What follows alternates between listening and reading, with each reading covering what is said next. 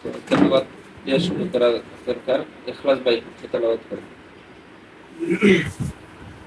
أعوذ بالله من الشيطان الرجيم بسم الله الرحمن الرحيم আসসালামু আলাইকুম।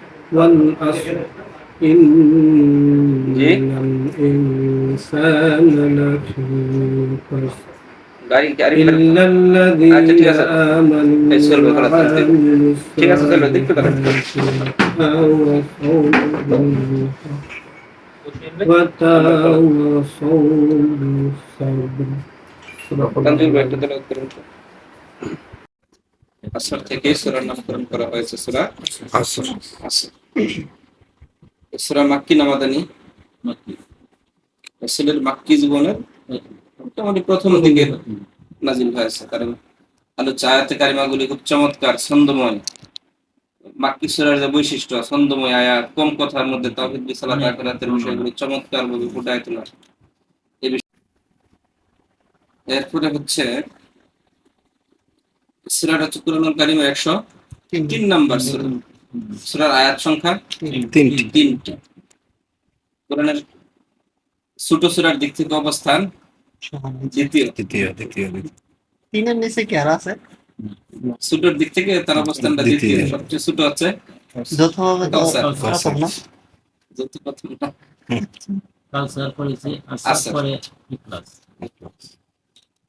আসলে আমরা সূরার ব্যাপারে গুরুত্বপূর্ণ কয়েকটা বক্তব্য আছে। কে বলবেন? এই সূরার ব্যাপারে দুইটা বক্তব্য আছে। বক্তব্য হচ্ছে ইমাম রাজি রাহমাতুল্লাহ আলাইহি বলেছেন যে সূরা আসরের ব্যাখ্যা আমি একজন বড় বিক্রেতার কাছ থেকে আচ্ছা, ওটা ব্যাখ্যার মধ্যে আসবে। এখন এই সূরার ব্যাপারে দুইটা বক্তব্য আছে। একটা হাদিস আছে খুব চমৎকার। আল্লাহ রাসূলের দুই সাহাবী এই সূরাটা নাযিল হওয়ার পরে সকাল বা বিকালে যদি সাক্ষাৎ হয়, জি জি, তাহলে সূরা আসর না পড়ে তারা বিচ্ছিন্ন একজন আরেকজনকে সূরা আসর না শুনে তাহলে আপনি কি চিন্তা করতে পারেন গুরুত্বের দিক থেকে কতটা গুরুত্ব দিচ্ছে সাহাবায়ে কেরাম। একজন আরেকজনকে না শুনে না শুনায়া বিচ্ছিন্ন হতেন। এরপরে আরেকটা বিখ্যাত বক্তব্য আছে ইমাম শাফি রাহমাহুল্লাহ, বলতে পারবেন? যদি আল্লাহ পাক কোরআনে কারীম না নাযিল করেন, শুধু সূরা আসরটা নাযিল করতেন লাকাফাতা, এই সূরাটাই যথেষ্ট হয়ে যেত।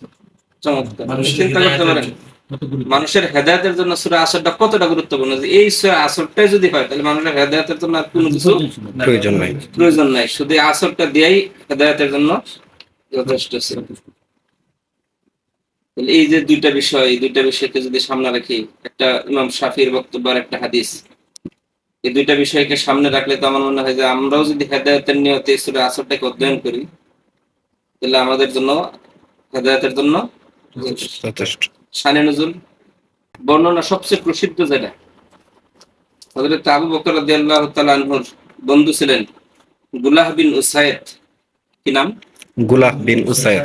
গুলাহ বিন আবু বকরের সাথে তার খুব সম্পর্ক ইসলাম গ্রহণের আগে থেকে, এবং তারা দুজনের ব্যবসায়িক সম্পর্ক।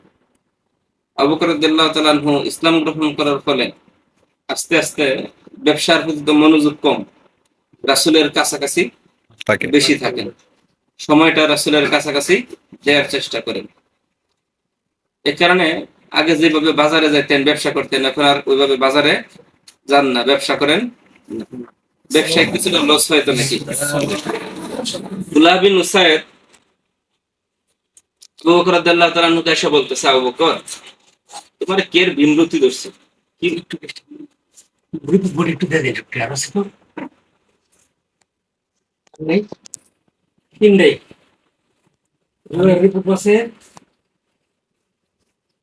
ও আসলে সব মনে হচ্ছে জান শোনা। আমি গেছিলাম এক্সাম আছে, ভাবছি যে বাসা আচ্ছা, এটা বড় হইব। ছাত্র সাথে দুই থাকলে দেখ একটু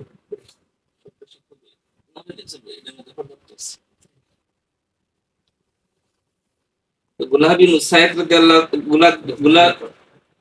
গুলাহ বিন উসাইদ এসে বলতেছে, আবু বকর আপনার কি হইল?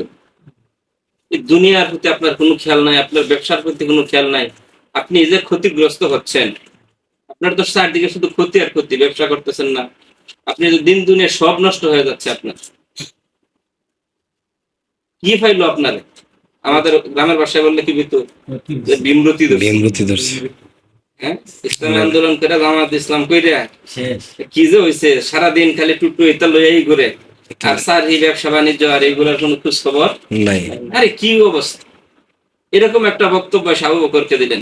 আবু বকর রাদিয়াল্লাহু তাআলা আনহু বললেন, স্যার প্রকৃত অর্থে আমি তো ক্ষতিগ্রস্ত হই নাই, বরং ক্ষতিগ্রস্ত কারা? যারা ঈমান আনে নাই। এবং আমরা যারা ঈমান এনেছি আমরাই কি সফল। সফল কাম। হযরত আবু বকর রাদিয়াল্লাহু তাআলা আনহুর এই জবাবটা আল্লাহ তাআলার কাছে খুব পছন্দ হয়েছে। হযরত আবু বকর রাদিয়াল্লাহু তাআলা আনহুর এই ঘটনাকে কেন্দ্র করে আল্লাহ তাআলা এই সূরাটা নাযিল করেছেন। এবং পুরো সূরার যে বিষয়বস্তুটা আছে এটাকে সামনে রেখে যে বিষয়গুলি বলেছে, এই বিষয়গুলোকে যদি সামনে আনা যায় তাহলে চমৎকার একটা বিষয় আছে। মক্কার তখন যে পরিবেশ হচ্ছে, হযরত খাব্বাবকে জ্বলন্ত কয়লার উপর শুয়ে দেওয়া হয়েছে, পিঠে ফুসকা পড়েছে, চর্বি গলে পিঠে ঢুকে পড়েছে, যে নির্যাতন, চারদিক থেকে তো বক্তব্য একটাই, ক্ষতিগ্রস্ত হইল। আম্মার ইবনে ইয়াসারের পরিবার কি নির্যাতন! রাসূল একদিন কাজ দিয়ে যাচ্ছেন, যাওয়ার সময় নির্যাতনের মাত্রা দেখে উত্তপ্ত মরুভূমিতে, কি মনে করেন এখন যে রৌদ্র, আমাদের এই বাংলাদেশের রৌদ্রের চেয়ে মক্কার রৌদ্রের তীব্রতা, এই প্রচন্ড দুপুরে মরুভূমির বালুর মধ্যে শোয়া চিৎ করে সূর্যের দিকে চেহারা দেয়, বুকে পাথর দেয়া নির্যাতন করছে। আল্লাহ রাসূল সাল্লাল্লাহু আলাইহি ওয়াসাল্লাম কাজ দিয়ে যাচ্ছেন, কিন্তু আল্লাহ রাসূলের এই পরিমাণ সামর্থ্য নাই যে আম্মার ইবনে ইয়াসারের পরিবারকে একটু সাহায্য করবেন, সান্ত্বনা দিবেন। আল্লাহ রাসূল সাল্লাল্লাহু আলাইহি ওয়াসাল্লাম ডাক দিয়ে বললেন, ও আহলে ইয়াসার, একটু ধৈর্য ধরো, আমি তোমাদেরকে জান্নাতের সুসংবাদ দিয়ে যাচ্ছি। এই যে বিষয়টা কতটা আল্লাহ রাসূল সাল্লাল্লাহু আলাইহি ওয়াসাল্লাম কতটা অসহায়, তার প্রতি ঈমান আনার কারণে তার একজন অনুসারীকে তার চোখের সামনে নির্যাতন করছে, এরপরে রাসূল একটু কথা বলার মতো সুযোগটাও এখনো আমাদের সমাজে হয়। ইসলামী আন্দোলন যারা করে না, এরা যখন কোন অন্যায় জুলুম করে, আমার ভাইয়ের বিরুদ্ধে করে, আমাদের বিরুদ্ধে করে, অনেক সময় আমরা দেখেও কিছু বলতে পারি না। একই পরিবেশের চিত্রটা। এই যে আম্মার ইবনে ইয়াসার রাদিয়াল্লাহু তাআলা আনহুর এই যে নির্যাতন, একটা সময় সুমাইয়া রাদিয়াল্লাহু তাআলা আনহুকে শহীদ করে দেয়া হলো। মক্কার সার্টিফিকেটের বক্তব্য একটাই, মুহাম্মদের অনুসরণ যারাই করেছে তারাই কি হয়েছে? ক্ষতিগ্রস্ত হয়েছে। হয়েছে। এই ক্ষতিগ্রস্তের এই জায়গা থেকে আল্লাহ তাআলা এখানে চমৎকার করে বক্তব্যটা দিলেন সূরার মধ্যে, তাই না? তো এরপরে পুরো বক্তব্যটা আমরা সামনে আসবে, আমরা একটু সূরার দিকে যাই। এই সূরার প্রথম আয়াত ওয়াল আসরি, সময়ের কসম। কসম। এখানে ওয়াও যেটা আছে, ওয়াও এ তাসমিয়া, কসমের ওয়াও। এখানে কে কসম কাটছেন? আল্লাহ। আল্লাহ তাআলা কসম কাটছেন। কসম কেন কাটা হয়? গুরুত্ব বোঝানোর জন্য। গুরুত্বটা অধিক গুরুত্ব এবং বিশ্বাসযোগ্য করার জন্য কি করা হয়? কসম করা হয়। আমরাও করি তো। জি। আমাদের আল্লাহর কসম। মানুষেরাও আল্লাহর কসম। আমরা কার নামে কসম করি? আল্লাহর নামে কসম করি। আল্লাহর কসম কই। আল্লাহর হস্তে, আল্লাহর হস্তে, আল্লাহর হস্তে। আল্লাহর হস্তে মাইরি ফেললাম। হুম। এই জাতীয় কসম আমরা কি করি? এটা কি কোনো ঠিক? না। কসম ভঙ্গ করার সমস্যা আছে, ইয়াদিল্লাহ কাফারা দিতে। কাফারা দিতে হবে। এই জাতীয় কসম করা যাবে না, এটা আরেক আলোচনা ভাই। আপনি মন যা চাইবে আপনি কসম করে বলবেন আল্লাহর নামে, এটা হবে না। তো মানুষ কসম করে গুরুত্ব বোঝানোর জন্য, বিশ্বাস করানোর জন্য। তো আল্লাহ তাআলা তো কথা বললেই হয়, এটা এমনিতেই গুরুত্বপূর্ণ, এমনিতেই বিশ্বাসযোগ্য, কসম করার দরকার নেই। এরপরেও আল্লাহ তাআলা একটা গুরুত্বপূর্ণ বিষয় বোঝানোর জন্য আল্লাহ তাআলা কি করেছেন? কসম করছে। কসম করেছে। শুধু এই সূরাতেই কসম করছে? না। আরো আছে, কই কই আছে? والتين والتين والزيتون والضحى والضحى والسماء ذات বুরুজ والسماء والطارق والطارق। চমৎকার, আরো অনেকগুলি জায়গা আছে না? আল্লাহ তাআলা অনেকগুলো জায়গায় কসম করছে। আমরা না আল্লাহর নামে কসম খাই, আল্লাহ কার নামে কসম খাইব? আল্লাহ তার সৃষ্টি আল্লাহ তার সৃষ্টির বিভিন্ন জিনিসের নামে কসম। আল্লাহ এখানে কিসের কসম খাইছে? সময়ের বলল আসর, সময়ের কসম। আসর মানে কি? একটা সময় নির্দিষ্ট সময়। আসরের রক্ত হতে পারে। সীমিত সময়। আবার আসরের আরেকটা অর্থ হয় সময়, আসরের অর্থ হয় কাল, আসরের অর্থ হয় যুগ, আসরের অর্থ হয় ইতিহাস। এগুলি আসরের অনেকগুলো অর্থ করা যায়। আল্লাহ তাআলা এতগুলো কসম খাইছে। এইবারে সুলতান ভাই যেটা বলতে চাইছিলেন বলেন, সময়ের কসম। এই সময়ের গুরুত্ব বুঝাইতে যাই ইমাম ফখরুদ্দিন রাজি রাহিমাহুল্লাহ কি বলেছিলেন? আলাউদ্দিন রাজি রাহমাতুল্লাহ আলাইহি বলেছেন যে আমি সূরা আসরের ব্যাখ্যা, সঠিক ব্যাখ্যা বুঝেছি বরফ বিক্রেতার কাছ থেকে। কারণ ওই ব্যক্তি, সে বরফ বিক্রেতা, বরফ মাথায় নিয়ে বলছে এমন এক ব্যক্তিকে সাহায্য করো, সহযোগিতা করো, হেল্প করো, রাস্তা দাও যার পুঁজি করে যাচ্ছে। তার মানে কি, সে বরফটা নিয়ে যাবে, বিক্রি করবে, সে কিছু উপার্জন করবে, কারণ তার বরফই হচ্ছে পুঁজি। এই বরফে গলে যাচ্ছে, তার মানে পুঁজি গলে যাচ্ছে। মানুষের জীবনটা, হায়াতটা হলো একটা, সময়টা হলো একটা পুঁজি তার। এই সময়টাকে গুরুত্ব দেওয়ার জন্য উনি বলেছেন যে আমি বরফ বিক্রেতার থেকে আমি সূরা আসরের সঠিক ব্যাখ্যা বুঝেছি। এটা পূর্বে আরেকটু কথা আছে, উনি তাফসীর লিখতেছে, হঠাৎ করে যখন সূরা আসরের তাফসীর লিখতে যাবেন, উনি বলছে আল্লাহ সময়ের কসম খেলেন, এটা এমন একটা জিনিস ধরা যায় না, ছোঁয়া যায় না, দেখা যায় না, এর কি ব্যাখ্যা লিখবো? এই চিন্তা করতে করতে উনার মাথায় আর কিছু ঢুকেন। চিন্তা করলে যাক, মাথায় যখন কিছু ঢুকেই না, এবারে কি করি, বাজার থেকে ঘুরে আসি, একটু কাজ আছে। উনি বাজারে গেলেন, বাজারে যে বরফ বিক্রেতার এই ডাক শুনছে। এই চমৎকার এই ডাকটা শুনলেন, এই জায়গা থেকে আমাদের খুব শিক্ষণীয়। আমাদের বরফ খন্ড 1 ঘন্টা আগে যতটুকু কিনছিল, 1 ঘন্টা পরে কমছে। ওই জায়গাটাতে আছে বরফ খন্ড প্রতিনিয়ত। এখন যদি বরফ খন্ড বিক্রি করতে না পারে, একটা সময় তার কি হয়ে যাবে, মূলধন নষ্ট হয়ে যাবে, শেষ হয়ে যাবে। সুতরাং সে যত তাড়াতাড়ি বরফ খন্ডটা বিক্রি করতে পারবে, তার তত উপকার হবে, সে তত তাড়াতাড়ি বিপদ থেকে উদ্ধার হতে পারবে। এটাই হচ্ছে আমাদের জীবনের সবচেয়ে গুরুত্বপূর্ণ বিষয় এবং সবচেয়ে চমৎকার নমুনা। আমাদের 50, 60 বছর, 70 বছর, আমরা জানি না আমাদের হায়াতকার কতটুকু আছে। এটাই তো আমাদের সবচেয়ে নমুনা। বরফখণ্ড যেমন প্রতি সেকেন্ডে, মুহূর্তে আস্তে আস্তে গলে গলে টুক টুক করে পড়ছে, আমার আপনার হায়াত সেভাবে কমে যাচ্ছে, হায়াত তো শেষ হয়ে যাচ্ছে না। আমি মাঝখানে একদিন চিন্তা করছি, আমি একদিন বাচ্চাদেরকে নিয়ে আইসক্রিম খাইতেছিলাম। বললাম যে দেখো, আমাদের জীবনটা এরকম, এই যে আইসক্রিম যদি খাও মজা পাইবা, আজীবন ধরে রাখো, টপকা টপকা টপকা তোমার শেষ। এই আইসক্রিম খাওয়া হলো না, লাভ হলো না, কিচ্ছু হলো না। পরে বলে কি কইলা, এটা জীবনটা এরকম, কাজে লাগাও জান্নাতি দিবা, কাজে না লাগাইলে যেদিকে যাওয়া সেদিকে যাবে। এই সময়ের গুরুত্বের ব্যাপারে আরো সুন্দর একদিন উদাহরণ কে দিতে পারবেন? এটাই বেস্ট, বরফেরটাই বেস্ট। আরো আছে? পরীক্ষার হল, হ্যাঁ। সুন্দর উদাহরণ সেটা। পরীক্ষার হলে সময় কতক্ষণ? 3 ঘন্টা। সেখানে আপনাকে কি দেয়া আছে? প্রশ্ন আবার একটা খাতাও দেয়া আছে। এবার 3 ঘন্টার জন্য আপনি স্বাধীন, আপনার মন যা চায় তাই লিখতে পারবেন, আপনি তাই লিখতে পারবেন, না লিখলেও সমস্যা নেই। আবার এখানে আপনি প্রেমের কাহিনীও যদি লেখেন, আপনি যা খুশি তাই লেখেন, কোন সমস্যা আছে? বরং বাংলাদেশে যখন পাবজি গেম নামলো, এক ছেলে আগের দিন সারা রাত পাবজি গেম খেলছে, পরের দিন সেন্টার পরীক্ষা আসা পুরো পাবজি গেমের সব স্টেপ কি করছে, ধারাবাহিক লিখছে। এটা অনলাইনে আসছে, পত্রিকায় আসছে। খাতা দেখার পরে যে পুরা একটা খাতার মধ্যে পুরা পাবজি গেমের বিস্তারিত বর্ণনা। তার মানে হচ্ছে কি, আপনি যা মন চায় তা কি করতে পারেন, কিন্তু আপনার কি দেওয়া আছে, একটা প্রশ্ন দেওয়া আছে। আপনি যদি প্রশ্নের যথাযথ উত্তর লেখেন, তাহলে আপনার রেজাল্ট ভালো, A+, ভালো রেজাল্ট। আপনি প্রশ্নের যতটা গুরুত্ব দিবেন, আপনি প্রশ্নটা যতটা সুন্দরে লিখবেন, আপনার রেজাল্টটা, আপনি যদি একটু কম সুন্দর করেন, রেজাল্ট একটু খারাপ হবে। আপনি যদি খুব বেশি খারাপ করেন, তাহলে রেজাল্ট বেশি খারাপ হবে। আপনি খুব ভালো করবেন, রেজাল্ট ভালো হবে। এটাই আমাদের জীবনের সবচেয়ে সুন্দর উদাহরণ। ভাই ফোন অফ করতে দেবো, এটা আমার কাছেও সমস্যা, আপনারও সমস্যা। এই যে আমাদের জীবন আল্লাহ তাআলা দেয়া দিলেন 50-60 বছরের হায়াত, চমৎকারী হায়াত আমাদেরকে দিলেন। আল্লাহ তাআলা আমাদেরকে কি প্রশ্ন দেয় না? আমাদের কি হবে না হবে আল্লাহ তাআলা তো বিস্তারিত বলে দেয় না? সব দেয়া দিছে। এবার আমাদের স্বাধীনতা, আমরা প্রশ্নের আলোকে আমাদের জীবন সাজাবো কিনা, না আমরা আমাদের মন চাহি জিন্দেগি সাজাবো। এই স্বাধীনতা কার? আমার। এখন আমরা কি করছি?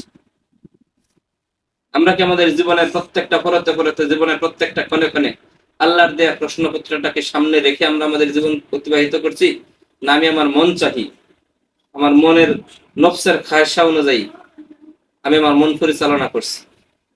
এটা এবার একটা আমাদের হিসাব মিলানোর বিষয়। আমরা কোন দিকে যাচ্ছি? সময়ের কসম, যেভাবেই যাক সময় কিন্তু কি হয়ে যাচ্ছে, আপনার 3 ঘন্টা সময় যখন শেষ হয়ে যাবে, আপনার কাছ থেকে কি নেওয়া হবে? খাতাটা নিয়ে নেওয়া হবে। এবারে আপনার রেজাল্টের দিন আপনি যা করেছেন পরীক্ষার হলে, আমাদের হায়াত নামক জীবন যেদিন শেষ হয়ে যাবে, সেদিন আল্লাহ তাআলা আমাদের কাছ থেকে কি নিয়ে নেবেন? রূপটা নিয়ে নেবেন। আমাদের আমলনামা বন্ধ হয়ে যাবে। এরপরে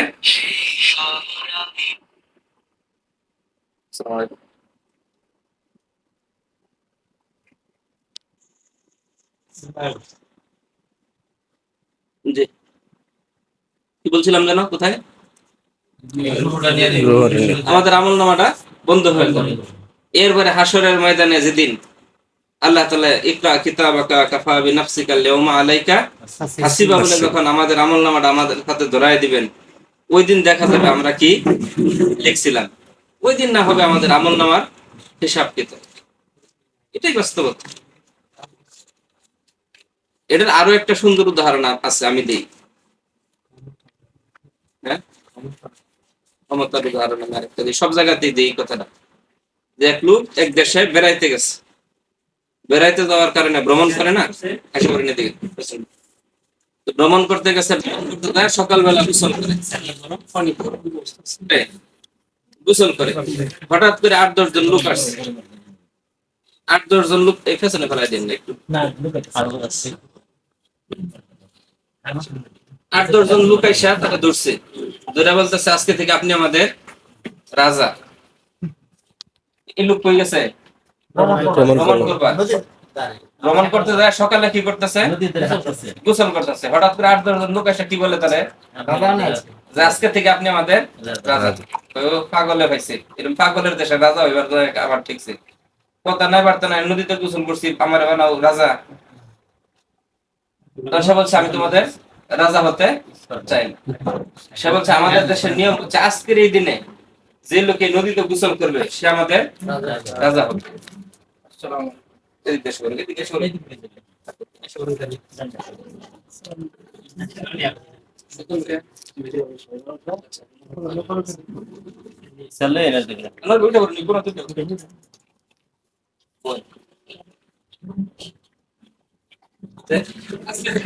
আপনি আমাদের কি হয়ে গেলেন?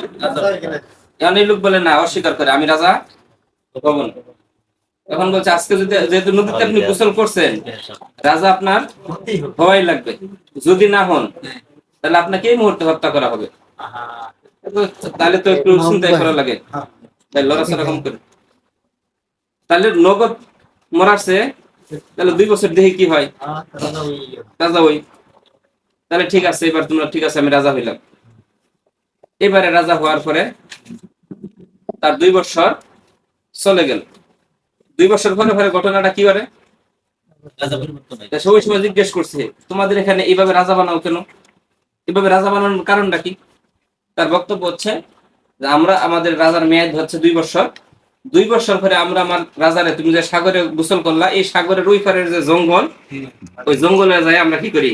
রাইখাই করি। আমাদের কি রাজা হওয়ার মানে হচ্ছে তার হায়াত কয় বছর? এই 2 বছর পরে সে কই যাবে? জঙ্গলে। এভাবে তারও 2 বছর শেষ হয়েছে। যারা এই কাজটা প্রত্যেক বছরই করে, 2 বছর পরে তারাও তো নেওয়ার সময় হয়েছে, তারাও নিয়ে যায়। এই পর্যন্ত যারা নিয়ে যায়, সবার অভিজ্ঞতাটা কি? অভিজ্ঞতা হচ্ছে যাগারই নিয়ে যায় ওই লোক কি করে? কান্নাকাটি করে, প্রচন্ড কান্নাকাটি করে, ভাই আমার নিও না, আরো রাজা বানাও, নাহলে তোমরা আমার এই দেশ থেকে বের করে যাও, আমি অন্য দেশে চলে যাই। এরপরেও আমার ওই জায়গাতে তোমরা দিয়ে আইসো না। সর্বশেষ বক্তব্যটা হচ্ছে যে না, আমাদের রাজার মেয়াদ যেহেতু 2 বছর, 2 বছর পরে তোমার এখানে যাওয়াই লাগবে। এত কান্নাকাটি ধরেও তারা কি করে না? স্যার দেয় না, তারা জঙ্গলের ওই পারে রাখা জানাবে।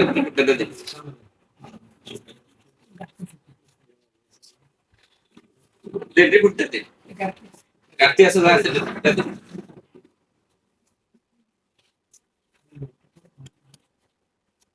আর কেউ রিপোর্ট না থাকলে মাকসুদুল ভাই, মাহমুদ ভাই রিপোর্ট দিতে দেন। এইবারে 2 বছর এতদিন পর্যন্ত তাদের অভিজ্ঞতা নেওয়ার সময় কি করে? কান্নাকাটি করে। এইবারে নতুন অভিজ্ঞতা এই লোকেরা যখন নিয়ে যায়, তখন এই লোক কি করে না? কান্নাকাটি করে না, বরং সে কি হাসি খুশি। তারা অবাক হয়ে গেল, কিরে ঘটনা কি? এ পাগলের আবার মাথা খারাপ হইলো নাকি? সারা জীবন দেখলাম কান্নাকাটি করে, তার হায়াত শেষ, কিছুক্ষণ পরে মারা যাবে, সে কি করে? হাসে। ভাই তোমাদের কি হইলো, তুমি হাসো কেন? সে বলছে, কেন হাসি শুনবা? শোনো, আমি তোমরা যেদিন প্রথম আমারে বলছিলা যে আমাদের রাজার মেয়াদ 2 বছর, 2 বছর পরে জঙ্গলে তোমরা রাইখে আসবা, এরপরে আমি রাজা হওয়ার পরে প্রথমে যে কাজটা করলাম, আমি আমার তো তখন আমি রাজা, আমার সৈন্য আছে, আমার ক্ষমতা আছে, আমি আমার ক্ষমতা নিয়ে, আমি আমার সৈন্য সামন্ত নিয়ে, জাহাজ নিয়ে ওই সাগরের ওই পারে গেছি। ওইখানে যাই আমি পরিবেশটা দেখছি, ওইখানে যাই আমি অনেক বিষয় দেখছি। দেখলাম একটা তরতাজা লাশ পড়ে আছে, বুঝলাম আমার যিনি আগের রাজা ছিল তার লাশ। আমি অনেকগুলা কঙ্কাল দেখলাম, আমি বুঝলাম সবগুলি এই রাজাদের কঙ্কাল লাশ। আমি ওইখানে থাই গায়ে বনের হিংস্র প্রাণীদের গর্জন আমি শুনেছি। এই চিন্তা করে ওইখান থেকে ফিরে এসে চিন্তা করলাম 2 বছর পরে আমার সেখানে যাওয়া লাগবে। এই কারণে আমি আমার ক্ষমতাকে কাজে লাগাইয়া আমি বনের এক সাইডে বিরাট এক ওয়াল তৈরি করেছি, যাতে বনের হিংস্র প্রাণী দিকে না আসতে পারে, যাতে আমি আমার প্রাণীদের হাত থেকে, প্রাণীদের যে বিপদ তা থেকে আমি রক্ষা পাই। খুব ভালো। এরপরে আমি চিন্তা করলাম প্রাণীদের বিপদ থেকে রক্ষা পাইলেই তো হবে না, আমার থাকতে হবে। থাকার জন্য আমি সেখানে 2টা সুন্দর প্যালেস বানাইছি, চমৎকার 2টা বিল্ডিং বানাইছি। এরপরে চিন্তা করলাম একটা বিল্ডিং তো 2টা বিল্ডিং তো আমি একা একা থাকবো, তোমরা তো আমার একা রাইখা যাইবা, একা একা আমি থাকবো কেমনি? এই কারণে আমি আমার ক্ষমতাকে কাজে লাগাইয়া এখানে একটা সমুদ্র বন্দর বানাইছি। এই সাগর দিয়ে যত জাহাজ যাবে, এখানে সমুদ্র বন্দর দেখে তারা এখানে তাদের জাহাজ নোঙর করবে, এখানে মানুষ আসবে, মানুষ বসবে, সুন্দর এখানে চমৎকার এক নয়নাবিরাম দৃশ্য দেখে তারা এখানে আসে 1 দিন 2 দিন থাকবে। এইভাবে একটা জনমানব এখানে বসতি তৈরি হবে। সুতরাং আমার কোনো টেনশন নাই, আমার সমুদ্র বন্দর তৈরি, আমার পরের থাকার জায়গা তৈরি, বনের হিংস্র প্রাণীদের বিপদ থেকে আমি মুক্ত। সুতরাং আমাকে রাইখে আসো, আমার কোনো টেনশন। এইবারে এই লোকটার কাজ এবং আগের রাজার, এই 2টার মধ্যে বুদ্ধিমান রাজা কে? কেন?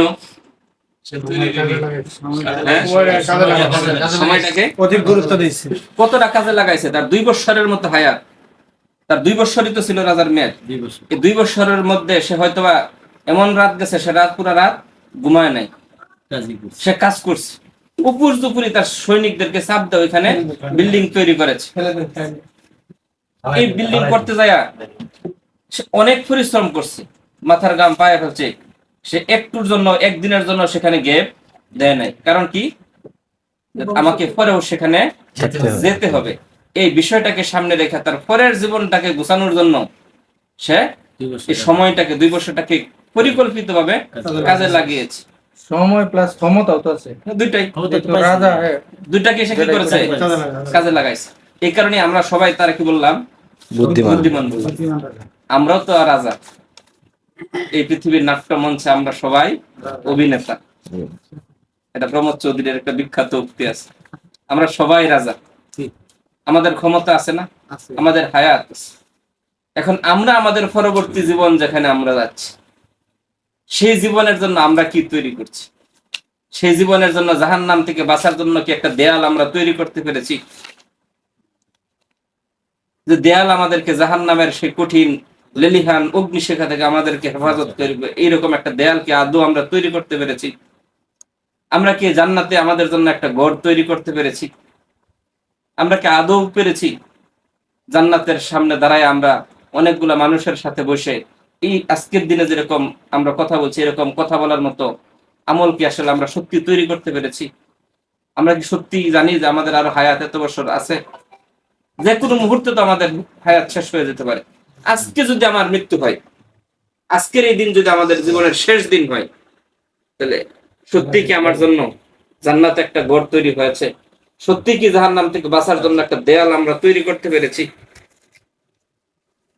যদি পারি আমরা সফল, যদি তৈরি করতে এখনো না পারি আমরা ব্যর্থ। ব্যর্থ। পৃথিবীর সবচেয়ে নিকৃষ্ট ব্যর্থ মানুষ আমরা, পৃথিবীর সবচেয়ে ব্যর্থ মানুষ আমরা হায়াত ফেলাম।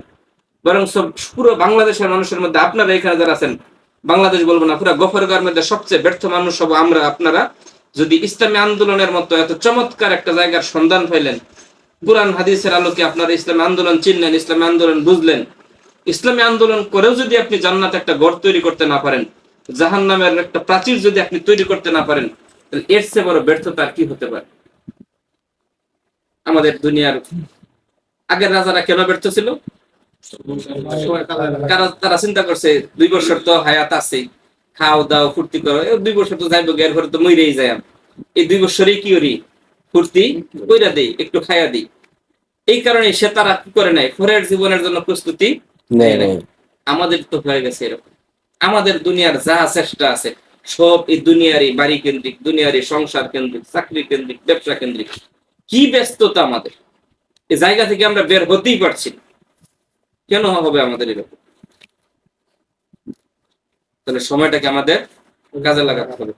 সময়ের ব্যাপারে সুলতান ভাই শুরুতে এসে একটা হাদিস বলছিলেন, যে সুলতান ভাই হাদিসটা ইগতানিম। আমি একটা বলছিলাম কি, আল্লাহ রাসূল সাল্লাল্লাহু আলাইহি ওয়াসাল্লাম বলেছেন ইগতানিম খামসান কাবলা খামসিন, 5টা জিনিস হওয়ার আগে 5টা জিনিসকে অমূল্য ধন মনে করো, তার মধ্যে একটা গুরুত্ব দাও। তার মধ্যে একটা হলো ফারাগান কাবলা শুগলিক, তোমার ব্যস্ততা আসার আগে তোমার অবসরটাকে খুবই গুরুত্ব দাও। এখন আমরা অবসর আছি, সেটা জন্য কাজে লাগাইতে পারি, এই জন্য বাইরে বলছিলাম। কখনো যদি ব্যস্ত হয়ে যায়, এই জন্য এই সময়টা আমি কাজে লাগাচ্ছি। আরো আছে, তাই হায়াতাকা কাবলা মাউতিকা, তুমি তোমার হায়াতটাকে কাজে লাগাও মৃত্যুর পূর্বে। তোমার কোন দিন মৃত্যু হয়ে যাবে তুমি জানো নাকি? সুতরাং আজকের এই সময় যেটা আছে, তোমার যতক্ষণ আছে তুমি বেঁচে আছো, এটাকে তুমি কি লাগাও, কাজে লাগাও। পরকালের জন্য তুমি পুঁজি তৈরি করো। এরপরে আর কি আছে, শাবাবাকা কাবলা হারামিকা, তুমি তোমার যৌবনটাকে কাজে লাগাও বার্ধক্য আসার পূর্বে। তুমি চিন্তা করতেছো বৃদ্ধ হইলেই ইবাদত বন্দি করবা, এই সুযোগ কি তুমি পাইবা? তুমি তোমার এই যৌবনটাকে কি করো, কাজে লাগাও। এরপরে কি আছে, বিনা আকা তোমার মানে ধন সম্পদ আছে, এটাকে কাজে লাগাও ভিখারি বা হওয়ার আগে। কারণ সবসময় টাকা পয়সা থাকে না। আজকে তুমি এই মুহূর্তে তোমার যে সচ্ছলতা আছে, এই সচ্ছলতার আলোকে তুমি দিনের পথে কি করো, ব্যয় করো। যে আজকে তোমার অভাব, কথা অভাব আর আমাদের শেষ হয় না, দিনের জন্য ব্যয় করার সুযোগ পায় না। এই অভাব সেই অভাব, যে অবস্থায় আছে এই অবস্থা থেকে আমাদের কি করা দরকার, ব্যয় করা দরকার। আগামী দিন তো আমাদের এর চেয়ে আর সম্পদ হানি হতে পারে, সম্পদের ক্ষতি হতে পারে, এর চেয়ে ব্যস্ততা আমার বাড়তেও পারে। কয়টা গেল, হায়াত মৃত্যুর পূর্বে, যৌবন বার্ধক্যের পূর্বে, এরপরে অবসর ব্যস্ততার পূর্বে, এরপরে ধন সম্পদ গরিব হওয়ার আগে, এরপরে ওয়াসিহাতাকা কাবলা সাকামিকা, তুমি তোমার সুস্থতাকে কাজে লাগাও অসুস্থ হওয়ার। সব সময়ের সাথে সম্পৃক্ত, একটা সময়ের বাইরে না। আপনি কোন দিন অসুস্থ হয়ে যাবেন, ঠিক আছে নাকি? আর এখানে চমৎকার বিষয় হলো, আপনি যত চিন্তাই করেন আল্লাহ রাসূলের 5টার পরে আর কিছু নেই। চিন্তা করেন, চমৎকার, আর কিচ্ছু নাই। আপনি আজকে কি আছেন, সুস্থ আছেন, এটা কি আপনি কাজে লাগান, আগামীকাল আপনি এর চেয়ে বেশি অসুস্থ হওয়ার সম্ভাবনা। 5টা জব না দিয়ে হাসরের মাঠ ত্যাগ করতে পারবেন, এটা আমার জীবনে আছে। এটা আরেকটা ওটা চমৎকার, একই সময়ের সাথে এই সময়ের সাথে কি কি আছে ওইখানে?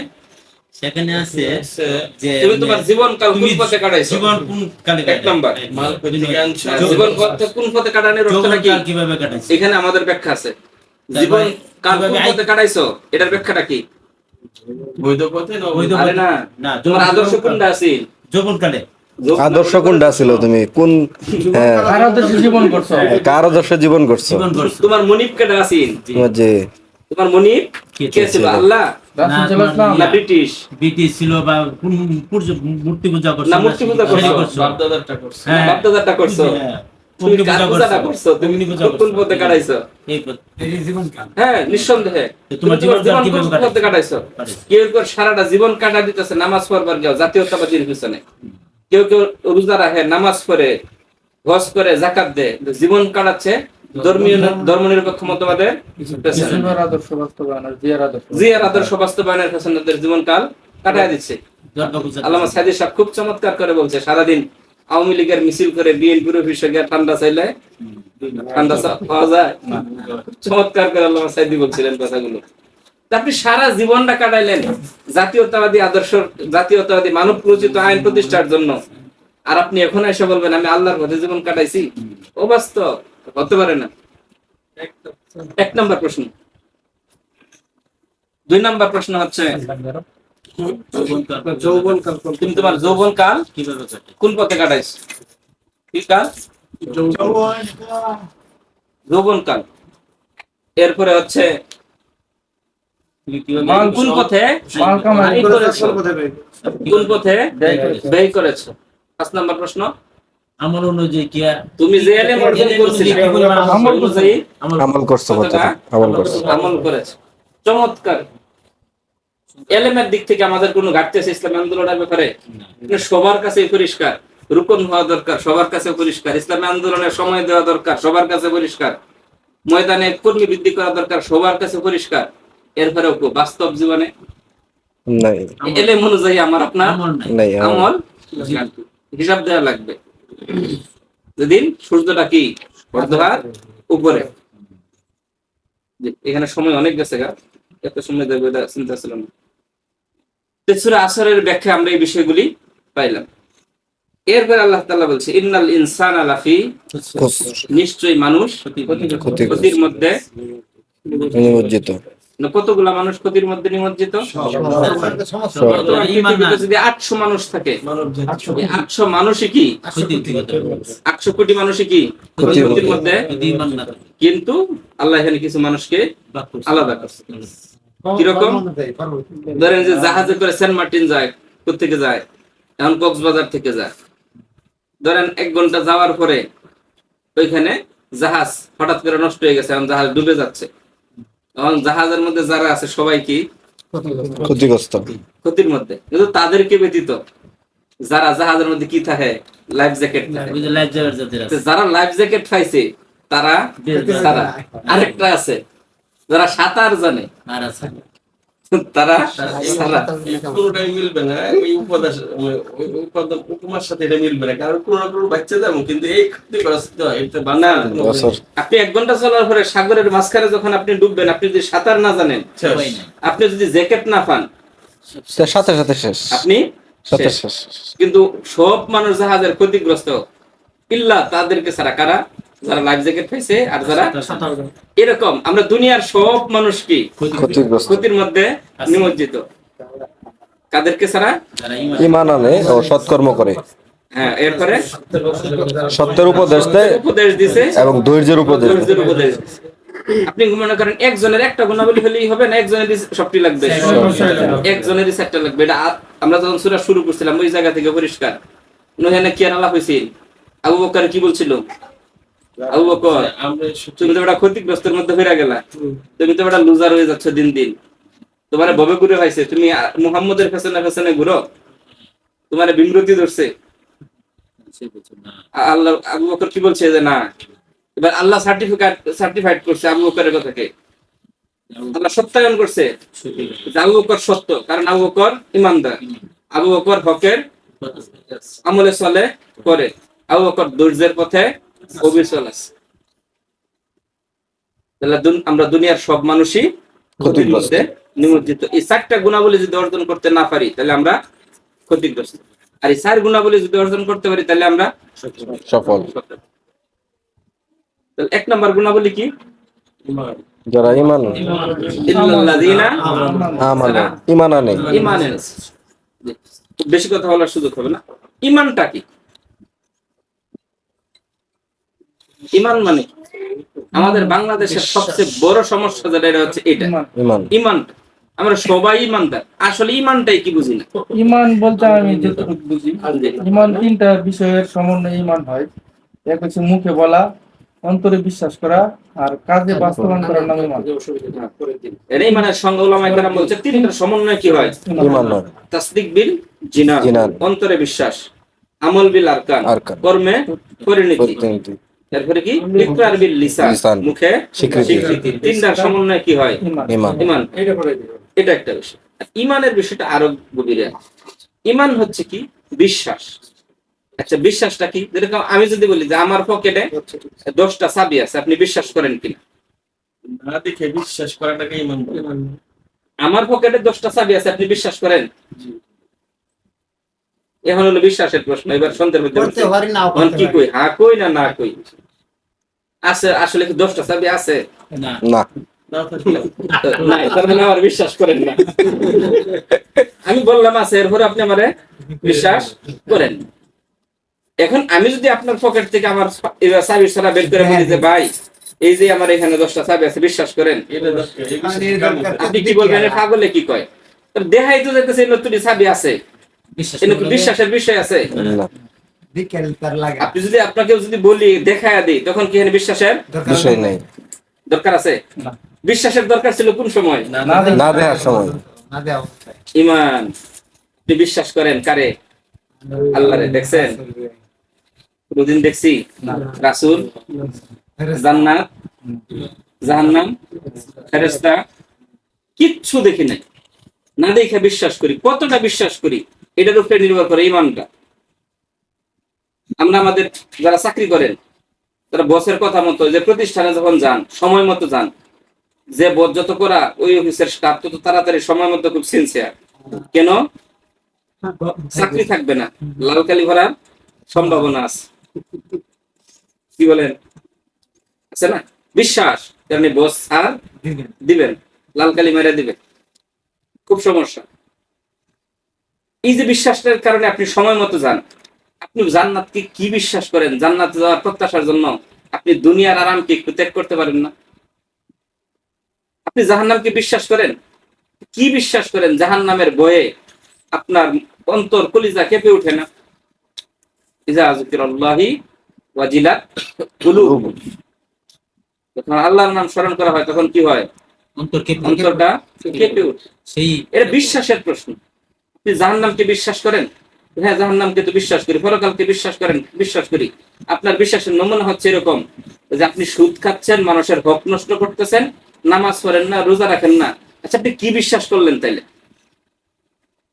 এখন যদি বলা হয় যে ফেসলে এখানে একটা সাপ আছে, আনোয়ার ভাই একটা লাভ মারবো, সর্বনাশ করছে, কেন লাভটা দিব? বিশ্বাস। দুনিয়ার সাপ কামড় দিলে মরে যায় আমরা। মরে যায়। এই বিশ্বাসের কারণে কি করবে আনোয়ার ভাই? এটা লাভ মারবো। কই জাহান্নামের সাপের কথা তো আছে। কোনদিন তো একটা লাভ দিলাম না, আমাদের শরীরে তো একটা জাকুনি দিল না। কি বিশ্বাসটা করলাম জাহান্নাম? আজকে যদি আমির সাহেব ঘোষণা দেয় যে আগামীকালকে 12টায় যারা গফরগাঁও অমুক জায়গায় থাকতে পারবে, প্রত্যেক কর্মীরে, আমার যে কর্মী থাকবে ওই কর্মীরে 5,000 টাকা দেওয়া হবে। সবাই দেখবো। টাকার অপশন আমি দেখি আজকে যদি এই মসজিদের মুসল্লিদের ঘোষণা দেওয়া হয় যে এই শুক্রবার দিন যারা প্রথম কাতারে নামাজ পড়বে তাদেরকে 1,000 করে টাকা দেওয়া হবে। এত ভয় নাই। দেখেন। একটা লাশ পড়ে গেছে কি হবে অবস্থাটা? সামনের কাতারে যাওয়ার জন্য মানুষ কেউ ফজর করে বই থাকবো। বাড়িতে না, সামনের কাতারে 1,000 টাকা। যখন ঘোষণা যাবো ভাইলাম এরপরে কি হলো? এই সামনের জায়গা যাওয়ার জন্য প্রতিযোগিতা করবে, একজন আরেকজনকে ধাক্কা দেয়, পেছনে নিয়ে এসে সামনে যাওয়ার চেষ্টা করবে। কারণ কি? বিশ্বাস। দুনিয়ার নগদ 1,000 টাকা পাবে। এটা তো আপনি দুনিয়ায় দেখলেন। আর পরকালকে জান্নাতকে বিশ্বাস করে আরেকজনের টেক্কা দেয় আপনি সামনে যাওয়ার চেষ্টা করেন না। তাআওয়ানু আলাল বিররি ওয়াত তাকওয়া, আপনি প্রতিযোগিতা করেন না। সারিউ ইলা মাগফিরাতিন মির রাব্বিকুম, আপনি দৌড়ান না, প্রতিযোগিতা করে দৌড়ান না, একজন আরেকজনের সাথে প্রতিযোগিতা করে দৌড়ান না। কোন দিকে দৌড়াবেন? রবের ইলা মাগফিরাতিন মির রাব্বিকুম, আপনার রবের ক্ষমার দিকে দৌড়ান। ওয়া জান্নাতিন আরদুহাস সামাওয়াতি ওয়াল আরদ, ওই জান্নাতের দিকে দৌড়ান যে জান্নাতটা বিস্তৃতি আকাশ আর জমিনের চেয়ে বেশি। ওই দৌড় তো আমাদের হচ্ছে না। আমাদের সব দূর আমাদের ব্যবসাকে নিয়ে, আমাদের সব দৌড় আমাদের সংসার কেন্দ্রিক। আমার পেছনে দাঁড়িয়ে থাকি যে নামাজ টুক করে পড়ে দেয় আবার ব্যবসা করবে। নামাজটা কোন রকম শেষ করে দৌড় শিখে। ওই আমাদের তো দৌড় হচ্ছে না সেদিকে, হচ্ছে প্রতিযোগিতার আমাদের ইমানটা কি? এটার নাম ছিল ইমান। দুনিয়ার 1,000 টাকার পেছনে আমি ধরে নিলাম আমার সুযোগ, পরকালে জান্নাতের দিকে আমি ধরেন। এই কারণে আমি বলি, যারা নামাজ পড়ে না, কি আল্লাহরে বিশ্বাস করে, যে বিশ্বাসের কারণে প্রচন্ড শীতের মধ্যে বিছানা তুড়াইয়া মসজিদ তৈরি যে ইমানে নিতারে না, ওই ইমানে তার জান্নাত তৈরি নিব কেমনে? কেমনে নিব? না, নামাজ না পড়লো ইমান আছে। যে ইমান আমাদেরকে এই দুনিয়ার ব্যবসা বাণিজ্যের ক্ষতি এইগুলো আলিঙ্গন করে ইসলামী আন্দোলনের রুকন হয়ে আল্লাহর জান্নাতে যাওয়ার জন্য ময়দানে ভূমিকা রাখার জন্য উদ্বুদ্ধ করে না, ওই ইমান আমাদেরকে জান্নাতে নিবে কেমন? দুনিয়ার একটু বিপদ মুসিবত দেখলেই শেষ। আমার তো মনে হয় 99 জনের এই মাইন না। ইমান বাস্তবতা, এগুলা কারণ বাস্তবতা। ইমানের সাথে সব রিলেটেড। আপনি ইমান আছে, নামাজ পড়েন, সুদ খান, ঘুষ খান, অন্যের হক নষ্ট করতেছেন, আমরা ইমান হলো কেমনে? টাকা দিতে আপনার এটার সাথে সম্পর্ক না। ইমান তো বিশ্বাস। ইমান তো বিশ্বাস। তাহলে আল্লাহকে আপনি আল্লাহ কি বিশ্বাস করেন? এগুলো অপকর্ম করতেছেন কিভাবে? কেমনে করেন? ইমান আছে, সত্যি যদি আপনি আল্লাহকে বিশ্বাস করেন, আপনি সুদ খাবেন কেমনে? খাবেন কিভাবে? সত্যি যদি আপনি জাহান্নামকে বিশ্বাস করেন, আপনি নামাজ না পড়ে থাকবেন কেমনে? সত্যি যদি আপনি জান্নাতকে বিশ্বাস করে থাকেন, তাহলে দুনিয়ার এক সুখ শান্তির জন্য আপনি জান্নাতের সুখ শান্তি বিসর্জন দেন কেমনে? সেই তো বলি। তাহলে আমাদের সমস্যাটা কই? ইমানে শামসুল হুদামের আল্লাহ রহম করুক, 1% বাকি রাখছে, আলহামদুলিল্লাহ। তাহলে তুই পেয়েছিস। তাহলে যে আমাদের বাইরে যারা কবুল করে না, এরপরে আরো আছে কথা, ইমানের ধ্যান না, ওই যে আমরা কবুল কই না একটা, কুরআনও কই, সবাই জানো কবুলের বাইরে তো আর কেউ নাই, সবাই তো কই আইছি, না না নাই না কেউ নাই। কাবিল তো কই আইছিল আমরা, ওই দেখেন কাবিল তো একবার কোয়ার কারণে ওই যে বুঝা একটা মাথার মধ্যে লইছি, চলছে এই বুঝা, তার কত কিছু দেওয়া লাগতেছে, তার কত চাহিদা ফিলাপ করা লাগতেছে। যদি একটু এদিক সেদিক হয়, কিচ্ছু পাইছি না, সব অস্বীকার করে খুশি হয়। এক কাবিল তো বলার কারণে। আর আমরাও তো বলছি আমানতু বিল্লাহি কামা হুয়া বিআসমাইহি ওয়া সিফাতিহি। এরপরে ওয়াকাবিলতু হ্যাঁ, কাবিলতু জামিয়া জামিয়া আহকামিহি ওয়া আরকানিহি। কাবিলতু আমি কবুল করলাম, জামিয়া আহকামিহি হুকুমের বহু বচন, আহকাম সমস্ত সমস্ত বিধিবিধান, একটাও বাদ নাই। এটা ইমানের অংশ। এখন যদি কেউ ভাই ফার্স্ট কালেমায় বিশ্বাস করেন, সব মুসলিম ফার্স্ট কালেমা বিশ্বাস করেন, মানে ফার্স্ট কালেমার মধ্যে বিশ্বাস না থাকলে ইমান থাকবে না। ইমান থাকবো নাকি? আরে বাপ রে বাপ, খুব বিশ্বাস ফার্স্ট কালিমা। এখন যদি বলেন চাচা বলেন তো কাবিলতু জামিয়া আহকামিহি ওয়া আরকানিহি, এই জন্য চাচা কইলেন সব বিধিবিধান, চাচা বিধিবিধান একটু হিসাব করেন, চাইন সেদিকে কয়টা আছে? বাবা সব পারা যায়, সব সম্ভব। তাহলে আপনার ইমান হইল কেমনে? একটাও যদি আপনি আল্লাহর বিধান না মানতে পারেন, আপনি আল্লাহর গোলাম হইতে পারলেন না। গোলামের মনিবের সিদ্ধান্তের বাইরে একটা কাজ করারও অধিকার নাই। মনিবের প্রত্যেকটা সিদ্ধান্তের অনুযায়ী আমাদের জীবন পরিচালনা করা লাগবে। কাবিলতু জামিয়া। ঈমান। তাহলে ঈমান মানে কি? বিশ্বাস। বিশ্বাস কোনটারে?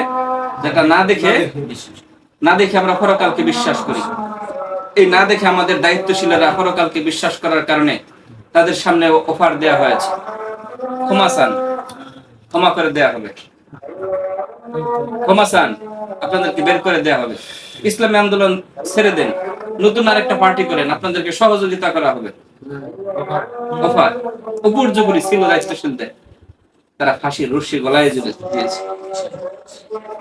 বরং প্রশান্ত ভাবে মীর কাসেম আলী ভাইয়ের ব্যাপারে আমির হামজা যে বক্তব্যটা দিয়েছে, ফাঁসির দিন বলছে সময় কতক্ষণ আছে? 3 ঘন্টা আছে। 3 ঘন্টা আমি একটু ঘুমায়নি, এতটাই আমার ডাক দিও। কি প্রশান্ত আত্মা! অথচ টেনশনে ঘুম না হওয়ার এই সময় তো টেনশনে করে ঘুম পাওয়ার কথা না। 3 ঘন্টা পরে আমার জীবন শেষ, আমার কত আফসোস থাকবো, আরে কত কিছু করতে পারলাম না। আজকে ইসলামী আন্দোলন করার কারণে আজকে আমার ফাঁসি হইতেছে। আমার মতো ইমান হলে কি অবস্থা হইব? আজকে যদি জামাত ইসলাম না করতাম তাহলে কি আমার এই অবস্থাটা হইতো? একটু দূরে সরে থাকতাম। আর কি প্রশান্ত আত্মা! আমার 3 ঘন্টা একটু ঘুমায়নি, এতক্ষণ আগে একটু ডাক দিও, আমি একটু নামাজ পড়বো।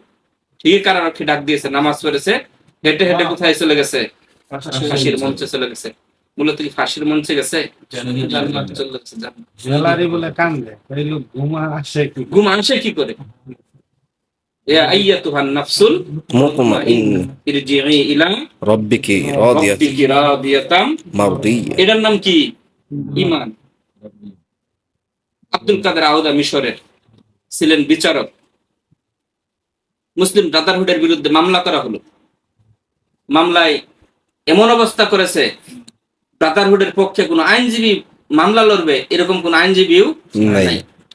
আব্দুল কাদের আউদার মনের মধ্যে একটা দাগ কাটলো, কিরে একটা ইসলামী দল, ইসলামী দলটাকে এমন ভাবে অত্যাচার করা হলো যে আজকে ইসলামী দলটার পক্ষে কেউ কথা বলবে এই লোকটাও নাই। বিচারক হিসাবে চিন্তা করলেন, আমি তো রায় দেবো, একটা ইসলামী দলের বিরুদ্ধে রায় দেবো, আমার তো একটু হিসাব করে রায়টা দেওয়া দরকার। উনি জামাতের যারা ছিল প্রতিনিধি তাদেরকে বললেন, ব্রাদারহুডের প্রতিনিধিদেরকে বললেন, আপনাদের কি আছে আমাদেরকে একটু দেন তো, আমি একটু পড়াশোনা করে দেখি আপনাদের সম্পর্কে। তারা তাদের সমস্ত সাহিত্য কিতাবাদি সব দিল। উনি পড়াশোনা করলেন, মেধাবী মানুষ, বিচারপতি মানুষ, মিশরের বিচারক। ওই পড়ার কারণে তার নিজের আমল, জীবনের আমল একটা পরিবর্তন ঘটে গেল। উনি বিচারপতির ওই জায়গা থেকে কি করলেন? পদত্যাগ করলেন। উনি আইনজীবী হিসাবে যোগদান করলেন, আইনজীবী হিসাবে মামলায় ভূমিকা রাখলেন। সরকারের কাছে এটা রাষ্ট্রবিরোধী অপরাধ হয়ে গেল। সরকার আব্দুল কাদের আউদাকে ফাঁসির হুকুম দিয়েছে। তাও যেমন তেমন ফাঁসি না, উন্মুক্ত ময়দানে তাকে হত্যা করা হবে। আব্দুল কাদের আউদাকে উন্মুক্ত ময়দানে নিয়ে আসা হয়েছে। ঈমান কাকে বলে? বিপদ দেখলে আমরা দৌড় দিই উল্টা দিকে। যিনি ছিলেন বিচারক, তিনি বিচারপতি থেকে নেমে কি হয়ে গেলেন? উকিল। উকিল থেকে কি হয়ে গেলেন? জেলখানার কয়েদি। অফার দেওয়া হয়েছে, আপনি আইনজীবীর এই জায়গাটা থেকে জামাত ব্রাদারহুডকে ছেড়ে দেন, আপনাকে আবারও বিচারপতি হিসাবে আমরা নিয়োগ দেব। কিন্তু না, তিনি যে সত্যের সন্ধান পেয়েছেন, তিনি যে আল্লাহর ঈমান, যে আল্লাহকে পেয়েছেন, তিনি সে জায়গা থেকে সরেন নাই। উন্মুক্ত ময়দানে আব্দুল কাদের আউদাকে ফাঁসি দেওয়া হবে, হত্যা করা হবে। তার ফাঁসিটা দেওয়া হয়েছে, ডান হাত ডান পা একসাথে বেঁধেছে, বাম হাত বাম পা একসাথে বেঁধে কেরেন দিয়ে দুই দিক থেকে টান দেয়া তার দেহটাকে বিচ্ছিন্ন করে হত্যা করা। আব্দুল কাদের আউদাকে সাংবাদিকেরা হঠাৎ করে মৃত্যুর এই পূর্ব মুহূর্তে এসে জিজ্ঞেস করলেন, বিচারপতি ছিলেন, আপনার জীবনে সুখ শান্তির সমৃদ্ধির টাকা পয়সার কোনো অভাব ছিল না, আজকে আপনার জীবনটাকে এভাবে কেন আপনি বিলায় দিলেন? আপনার এই ক্ষতিটা আপনি কেন করলেন আপনার জীবনে? ওই ক্ষতির প্রশ্নটা এখানেও আছে, এই জায়গাতেও আছে। আপনি কেন আপনার জীবনের এত বড় ক্ষতি করলেন? একটু পরে তো আপনার জীবন শেষ হয়ে যাবে। আপনি যদি এখন ওই জায়গা থেকে ফিরে আসেন, আমরা এখনো মিডিয়ার মাধ্যমে আমরা সেই বিষয়টা চেষ্টা করব। উনি বললেন, প্রশ্ন আসে না, দূর হও তোমরা আমার থেকে। ওই যে জান্নাতের দিক থেকে দেখা যায় একটা সিঁড়ি আসতেছে, আমি দেখছি ওই যে জান্নাত থেকে একটা সিঁড়ি আসতেছে দুনিয়ার দিকে। আমি মনে হয় এই সিঁড়িটা দিয়ে আমার রবের কাছে চলে যাবে। এর নাম ঈমান। আমরাই মানুষ, জেলখানার বই, মায়ের বই, ময়দানে আমাদের কোনো ভূমিকায় সবগুলি ঈমানের সাথে সম্পৃক্ত। আম্মার ইবনে ইয়াসারের পরিবারকে এতটা অত্যাচার করেছে, নির্যাতন করেছে, কই আম্মার ইবনে ইয়াসারের পরিবার তো রাসূল দেখছে, রাসূল ভূমিকা রাখতে পারছে? কোনোদিন তো আম্মার ইবনে ইয়াসারের পরিবার অভিযোগ করে নাই। আল্লাহ রাসূল দেখার পরেও আমাদেরকে সহযোগিতা কেন করে নাই? আমরা আর মুহাম্মদের অনুসরণ করব না। আর আমাদের দায়িত্বশীলরা একটু খোঁজ না নিলে আমাদের কত কষ্ট মনের মধ্যে। খাব্বাবকে শুয়ে দেওয়া হয়েছে, কয়লা পিঠের ভিতরে ঢুকে গেছে, কোনোদিন তো অভিযোগ করে নাই। এর নাম? এই জায়গা থেকে আমাদের ঈমান ঠিক করা লাগে, ঈমানের মজবুতি দরকার। ইল্লাল্লাযিনা আমানু, যারা কি করেছে? ঈমান ওয়া আমিলুস সালিহাত, যারা সৎ কাজের উপদেশ দিয়েছে। ওয়া আমিলুস সালিহাত, সৎ কাজ করেছে। কি করেছে? ঈমান এনেই ক্ষান্ত হয় নাই, ঈমানের আলোকে কি করেছে? সৎ কাজ করেছে। কুরআনের বর্ণিত যা কাজ আল্লাহ করতে বলেছে সব কাজই কি? সৎ। আর আল্লাহ যা করতে নিষেধ করেছে সেটা করাই কি? অসৎ, হারাম কাজ। ওয়া আমিলুস সালিহাত, আপনাকে কি করা লাগবে? সৎ কাজ। মানে কুরআন আপনাকে যা করতে বলেছে আপনাকে তাই করা লাগবে। কুরআনের সাথে সাংঘর্ষিক হয়, কুরআনের সাথে একটু মিলবে না, এই জাতীয় কোনো কাজ আমার আপনার জীবনে হতে পারবে না। এটার নাম কি? আমিলুস সালিহাত, সৎ কাজ। এরপরে কি? ওয়াতাওয়াসাউ বিল হক, পরস্পরকে কিসের উপদেশ দিতে হবে? হকের। সবচেয়ে বড় হক কি? সবচেয়ে বড় হক কোরআন। সবচেয়ে বড় হক কোরআন। কোরআন। মানুষকে কিসের হক উপদেশ দেওয়া লাগবে? কোরআনের। কোরআন থেকে উপদেশ দেওয়া লাগবে, কোরআনের উপদেশ দেওয়া লাগবে। আমার মন গড়া কোনো বক্তব্য আপনি আজকে শুনতেছেন এখানে, আমি আশরাফের বক্তব্য যদি দিতাম আপনি 1 মিনিটের জন্য আপনি এখানে বসতেন না। না। যোগ্যতার দিক থেকে হুদাবা একটা কলেজের প্রভাষক, আমি আশরাফের মতো এক সলিমুদ্দিন ছোট মানুষের বক্তব্য শোনার জন্য, আলোচনা শোনার জন্য এই লোকে বসছে? মানে কোরআনের জন্য এই জায়গায় বসছে। প্রত্যেকে এখানে যারা আছেন অধিকাংশ প্রায় সবাই আমার বড়, সুযোগ আছে এখানে। অথবা সবিল হক, সবচেয়ে বড় হক কি? কোরআন। এই কোরআনের উপদেশ মানুষকে দিতে হবে। এই কোরআনের উপদেশ যদি আপনি দেন মানুষকে, তাহলে কি হবে? আপনার উপর কি আসবে? বিপদ আসবে। আপনি মানুষকে কোরআনের উপদেশ দেন কিনা, এটা আপনার উপর বিপদ আসা দেয় প্রমাণ হবে। আপনি যদি মানুষকে কোরআনের উপদেশ দেন, তাহলে আপনার উপর কি আসবে? তখন যদি আপনি বলেন বিপদ মুসিবত দেখা যদি আপনি সরে যান সাইডেতে, তাহলে আপনি ইমানের পথ থেকে সরে গেলেন। আর আপনি হকের উপদেশ দেওয়ার পরেও যদি বিপদ না আসে, তাহলে বুঝতে হবে কোথাও ঘাটতি আছে কিনা। এটা আমাদের আত্মসমালোচনায় নিয়ে আসতে হবে। আমি কোরআনের পক্ষের সৈনিক, আমি কোরআনের পক্ষে কাজ করি, আমার বিপদ মুসিবত নাই, কারণটা কি? তাহলে কি কোথাও গলদ আছে? সঠিক হইতেছে না।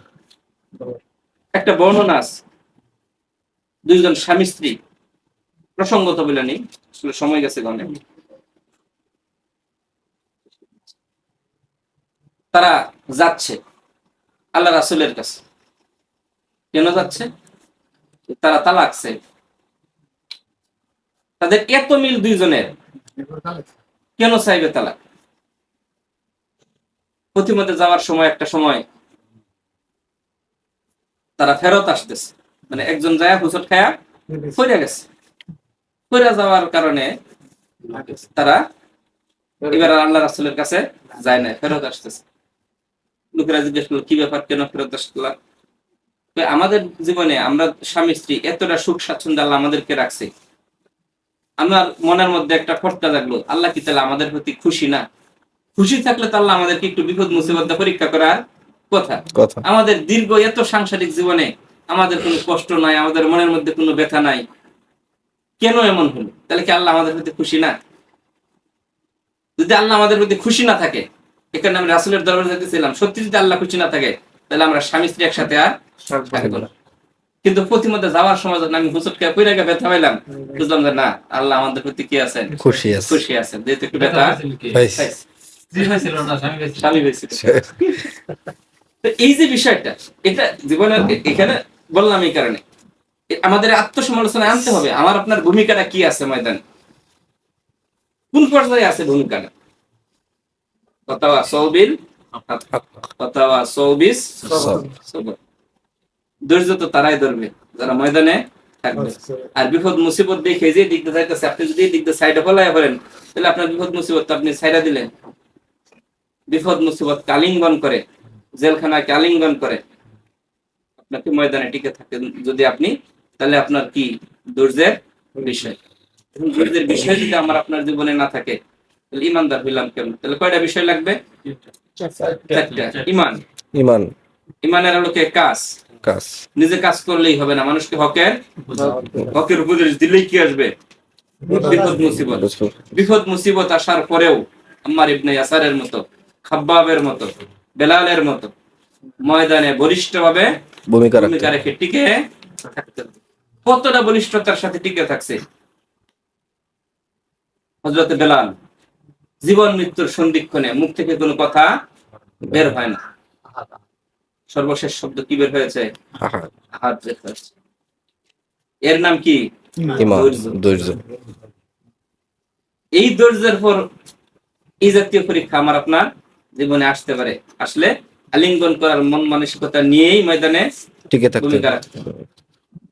এই মন মানসিকতা, এই কোরআনের সূরা আসরের এই বিষয়গুলো যদি সামনে থাকে, তাহলে ময়দানে যদি সময়কে সত্যি আপনারা কাজে লাগান, তাহলে আজকের আলোচনা যারা শুনলেন তাদের রোপণ হতে 3 মাসের বেশি লাগার কথা না।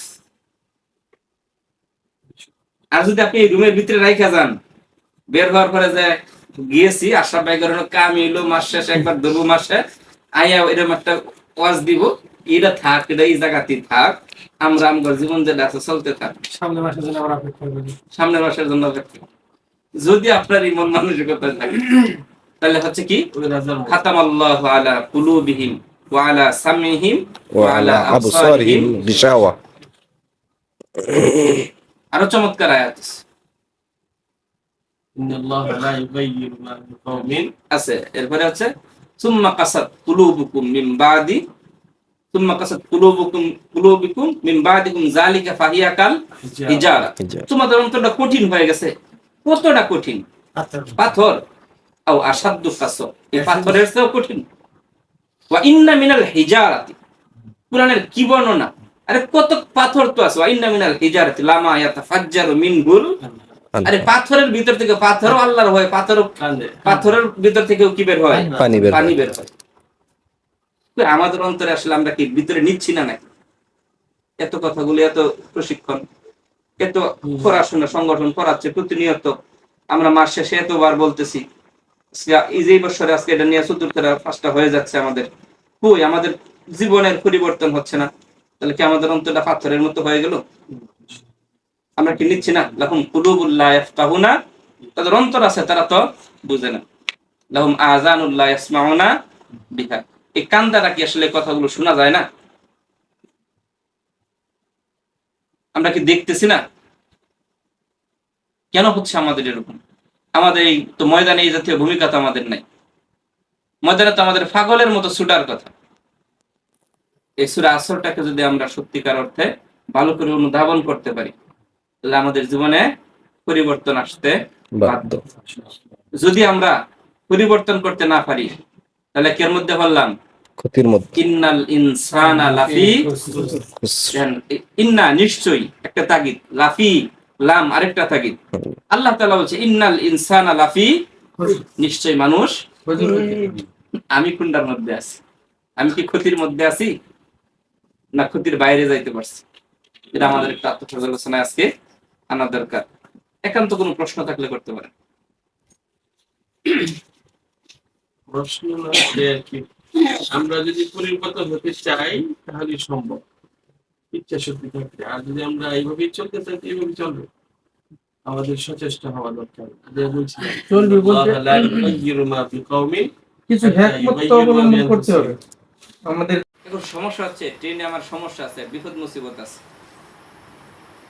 জয়দেবপুরে এমন কিছু লোক আছে, এরা স্টেশনে থাকে, ওদের সাথে যদি আমার সাক্ষাৎ হয়, তাহলে কি হতে পারে? আমার জীবন সংকটে হতে পারে। এখন আমার করণীয়টা কি? আমি ট্রেনটা বাদ দিব। ট্রেনটা বাদ দিয়ে আমি কোন দিক দিয়ে যাবো? এবার আমি বাই রোডে যাবো। অথচ ট্রেনে গেলে আমার বমি হয় না, কত স্বাচ্ছন্দ্যে যাইতে পারি। এবার বাসে গেলে কি হয় আমার? এরপরে আমি কোন দিক দিয়ে যাচ্ছি? আমি আমার পথটাকে কি করলাম? চেঞ্জ করলাম। কিন্তু আমার গন্তব্য ঢাকা, সেটা আমি ঠিক আমার যাওয়াই লাগবে। এই যে আমি রাস্তাটা চেঞ্জ করে নতুন আরেকটা রাস্তা নিলাম, এটার নাম কি? হিকমতের মানে হচ্ছে কাজ বন্ধ করে দিয়ে আমাদের অবস্থান করার নাম হিকমত নয়। হিকমতের অর্থ হচ্ছে একটা রাস্তা বন্ধ হবে, আরেকটা রাস্তা খোলা লাগবে। এই হিকমতের একটা অংশ। কিন্তু আমি আমার কাঙ্ক্ষিত মঞ্জিলে আমি যেতেই হবে। হিকমতের অংশ হিসাবে আজকে গোবরগাঁও স্যার আমরা এই জায়গা থাকছি, এটার নাম কি? আমরা কি বাদ দিছি? এটার নাম কষ্ট বেশি হয়েছে না আপনাদের? অবশ্যই কষ্ট। আমাদের ভাইদের মধ্যে একজন প্রশ্ন ছিল, উত্তরটা আশা করি উনি পাইছেন। এটা ছিল এই কোনের মধ্যে দিচ্ছে কি ভাইরা সাংগঠনিক সিদ্ধান্ত। গোলাম বিন উসাইদ রাদিয়াল্লাহু তাআলা আনহু যখন আবু বকর রাদিয়াল্লাহু তাআলা আনহুকে বললেন যে তোমার দুনিয়ার প্রতি কোনো খেয়াল নাই, এটা কত সময়, মানে কোন সময় এটাতে? যখন জুলুম নির্যাতন ব্যবসায় প্রাথমিক পর্যায়ে, বিশেষ করে প্রথম পর্যায়ে আস্তে আস্তে নির্যাতন করা শুরু করছে। খাব্বাবকে নির্যাতন করে, আম্মার ইবনে ইয়াসিরের পরিবারকে নির্যাতন করে। আবু বকর ও রাসূলের পেছনে সময়টা বেশি দেয়, ব্যবসাতে আর সময় কম দেয়। নবুয়তের কত বছরে, কততম? এটা চতুর্থ পঞ্চমের মধ্যেই হবে আর কি, প্রথম দিকে। চতুর্থ বছরে তো হিজরতে পাঠাইলো, এর মধ্যে প্রথম দিকে লোহিত সাগর পার হয়ে। বর্তমানে অবস্থাতে আমাদেরও আছে। তো আলহামদুলিল্লাহ আমরা আমাদের দার্স একজন ভাই কাছে খুব ভালো লাগলো, জুবাইর ভাই নোট করছে, আর একজন ভাইয়ের কাগজ কলম পাইলাম না। ও আজ উফরে দা জায়গা অথচ প্রত্যেক প্রোগ্রামে বলা হয় যে একটু নোট করবেন, কাগজ কলম রাখবেন, এটা আর হচ্ছে না। ভালো লাগলো, জুবাইর ভাই আজকে চমৎকার নোট করছে এবং এটা কাজে লাগবে।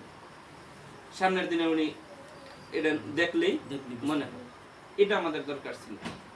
দেখ, আমরা আমাদের দার্সের বিষয়টা শেষ করলাম। এরপর যে আমাদের রিপোর্টের সার্বিক বিষয়গুলো এবং বই আলোচনা, সত্যের সাক্ষ্য বই আলোচনা নিয়ে আসছেন মুহতারাম খান আমির, ইসলাম